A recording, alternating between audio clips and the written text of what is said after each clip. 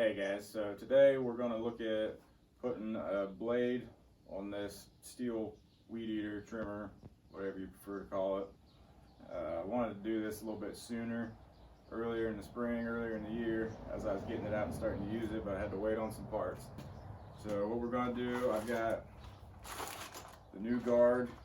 You're supposed to change the guard out when you put a blade on instead of the one that comes on it for grass, to give you better safety, protect you from the blade a little bit better.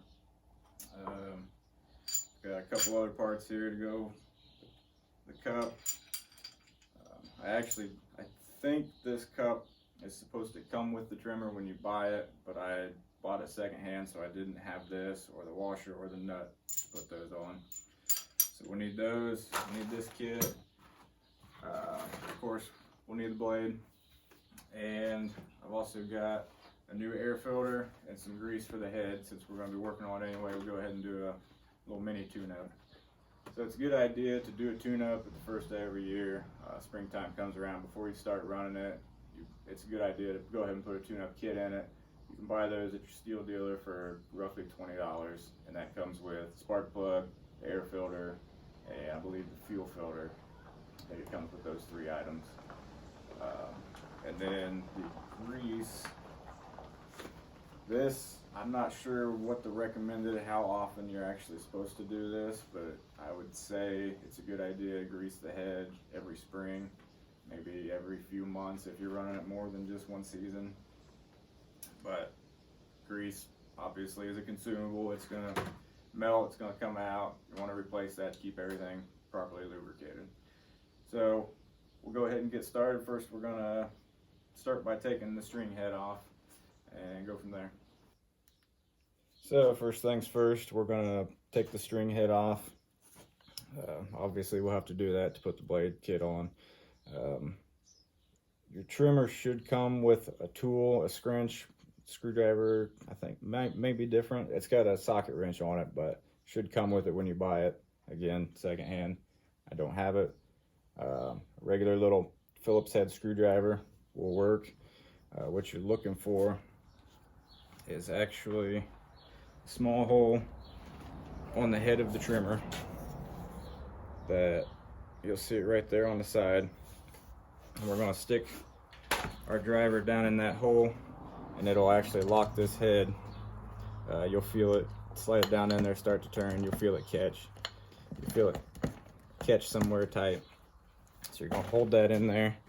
And these are a left-hand thread, so you're actually going to righty-tighty is going to be righty-loosey on this.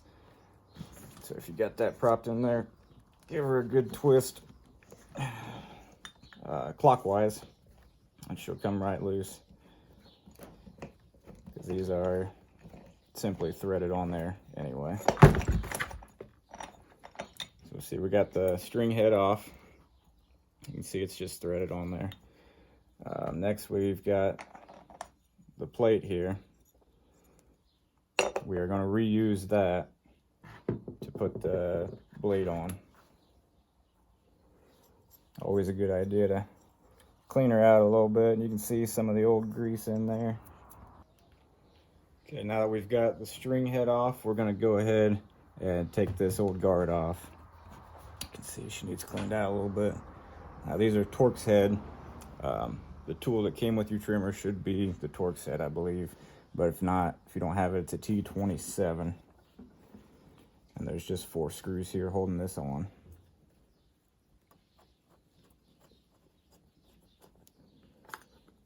All right, there we have the old one removed. Set that aside. Go ahead and open up our package here with the new one.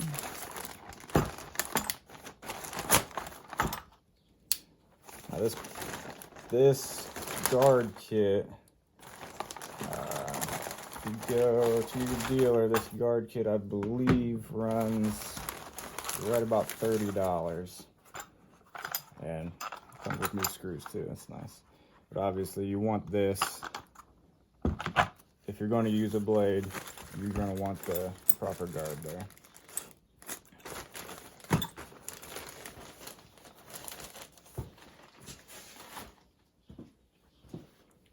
what we've got along with the guard. Comes with the new screws, comes with this piece here, which will actually slide in to here one way or another. So we'll get that figured out. And then I believe this is the new string cutter piece, so that you can use the new guard with regular string head as well. So let's see if we can get this on here. Now I assume these will also be the T27, I hope. Yep. Like with anything, obviously it's not critical here, but tightening anything down, it's always a good idea to do your cross pattern here. Make sure everything torques properly and evenly. Tighten it till it's just snug, and then move on to the next one. Go back through at the end and torque them all down. Obviously these aren't holding a lot of weight or torque or anything. They don't need to be cranked down until they're stripped out, so be careful with that. Okay, so this is fairly straightforward. There's a groove here, there's a groove on the bottom, and a groove on the top.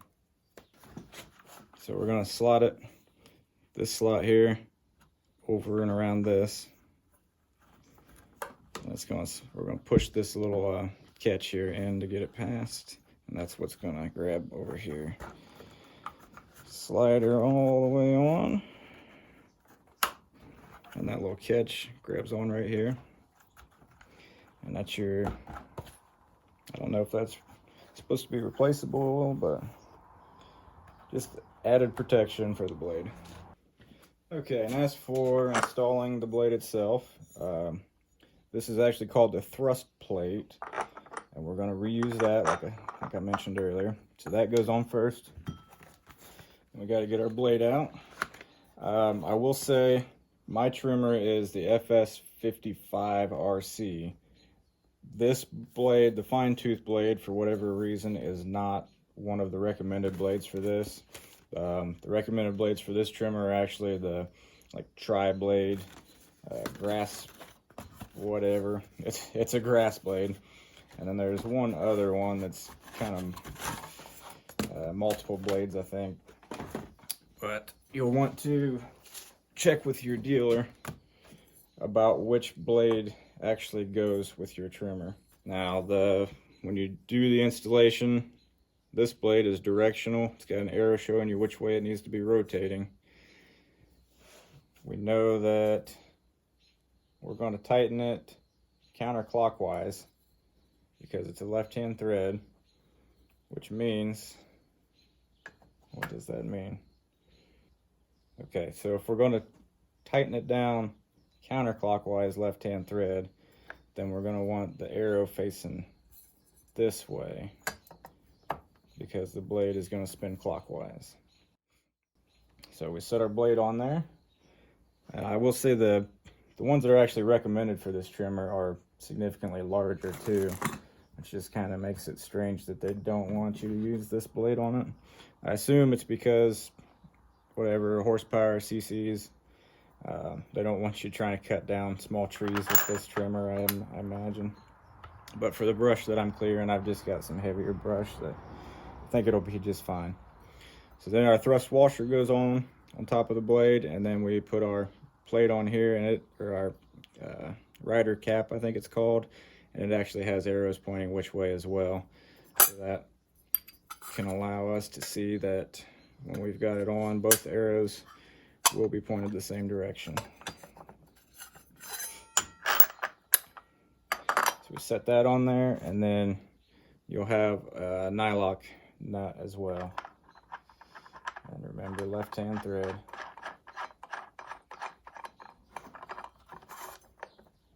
Now this, we're going to have to use the driver again to pin that and hold it stable while we tighten.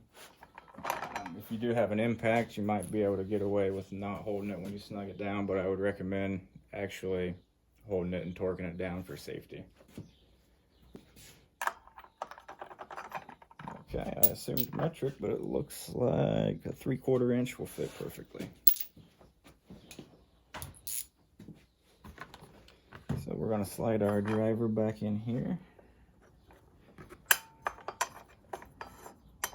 and tighten it down.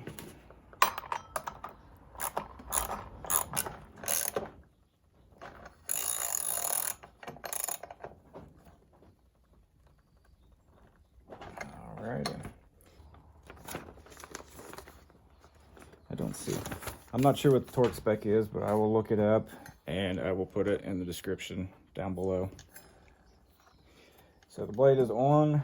The last piece down here is our string cutter bit here. Plastic there, metal piece there, and 2 more screws. So we want the metal part of the blade facing where the string is going to be coming from, because that's going to be your cutting edge there. Looks like it's got 1 screw that goes in the bottom here to hold the blade in place. So we'll go ahead and screw that in.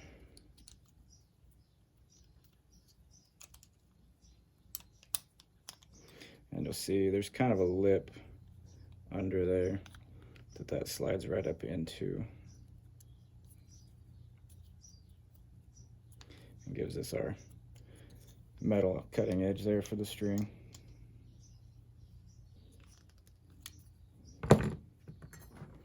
And then it's got another hole right here that should line up with a hole in this black piece. You'll see this guard piece has some holes in it here. There's 1, 2, 3 different ones. And just judging by how the old one was set up, we're going to want it down on this end. I guess that makes sense because that will keep that'll keep your string from having to drag all the way through the guard before it hits the cutting edge there.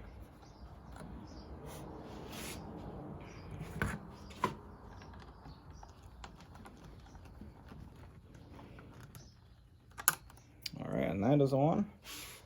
So again, this blade is going to allow us to put the string head back on while still using this new guard that's designed for the blade. So we've got that all assembled and ready to go. I'd say that blade looks pretty tiny on there, but I think it'll do the job just fine. Now aside from that, we're going to want to go ahead and grease it as well. And this is also a Torx bolt T27, but it is not easy to turn, so it's also got a hex head. Okay, we got a socket. That one is 1/2 inch.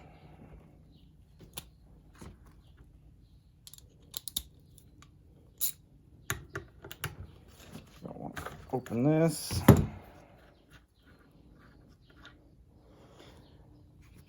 And you'll see here,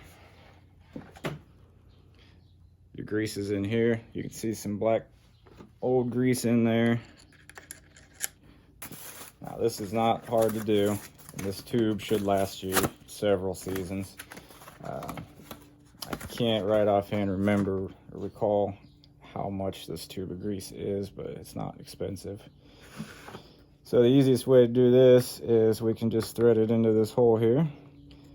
It's made to screw right in where the bolt was, and then just squeeze until we feel a little bit of pressure. It's gonna